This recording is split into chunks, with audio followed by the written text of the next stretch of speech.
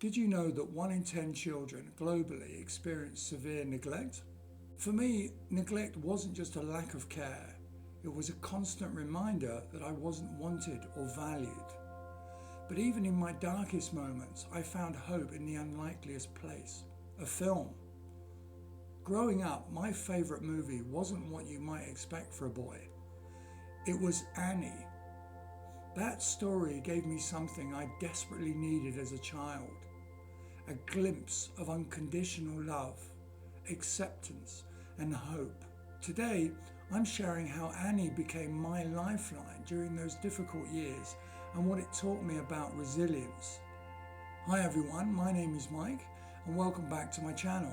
Today, I'm opening up about a deeply personal part of my life, my experience with child neglect. It's not an easy topic to talk about, but I believe in sharing our stories is one of the most powerful ways to heal and to help others feel less alone. For me, growing up in a world where I felt unwanted and unloved was incredibly isolating. But amidst all the chaos and pain, there was one constant that gave me hope. A film called Annie. It may sound strange, but that story resonated with me on a level I can't fully explain. It became my escape, my comfort, and a reminder that even in the darkest times, there's a chance for something better. Today, I want to share that part of my story with you. My childhood was defined by neglect, not just in the physical sense, but in the emotional sense as well. I wasn't wanted, and that message was made clear to me in countless ways. My parents were either absent or emotionally unavailable, leaving me to fend for myself, cooking, cleaning, and taking care of myself and my siblings. These were things I had to learn far earlier than any child should. But neglect isn't always visible to the outside world. I had a roof over my head, and there was food on the table most of the time. From the outset, people might have thought I was fine, but inside I was crumbling. Neglect doesn't just leave you hungry or cold, it leaves you feeling invisible, like you don't matter. And for me, that invisibility was the hardest part. There was no one to guide me, no one to reassure me, no one to make me feel safe. I wasn't allowed to be a child. And in those moments, when the weight of it all felt unbearable, I turned to one thing, the television, if I was allowed to watch it. That screen became my escape from a world that felt so cold and unkind. It might sound funny or even strange, but my favourite movie growing up wasn't an action film or a cartoon. It was Annie. I can still remember the first time I watched it. The story of an orphan girl who felt unloved and unwanted resonated with me deeply. Annie was this child who had every reason to give up, but she didn't. She kept believing, kept hoping, and that hope is what carried her through. Watching Annie, I saw so many parallels to my own life. Like Annie, I felt like I didn't belong anywhere. I felt like no one wanted me. And no matter how hard I tried, I couldn't change that. But what made the film so powerful for me was that despite everything, Annie found people who cared for her, people who saw her worth, even when she didn't see it herself. There's one scene in particular that always stuck with me. The moment when Daddy Warbucks decides to adopt Annie. For a boy like me, who felt like he didn't matter to anyone, that scene was everything. It showed me that love and acceptance were possible, even for someone who felt as broken and invisible as I did. And while it was just a story, it planted a seed of hope in my heart. Looking back now, I can see why Annie meant so much to me.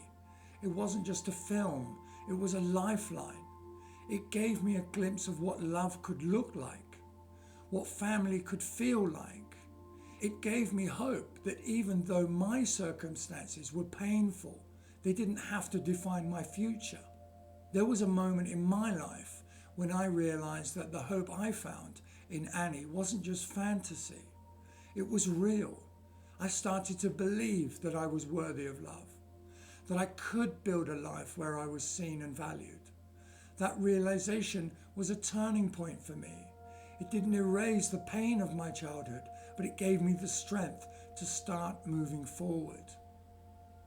One of the most important lessons I took from Annie was that we can't always control what happens to us, but we can choose how we respond to it.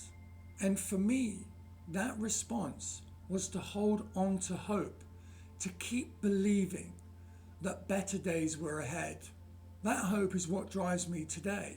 It's why I've made it my mission to create resources that can help children who feel the way I did.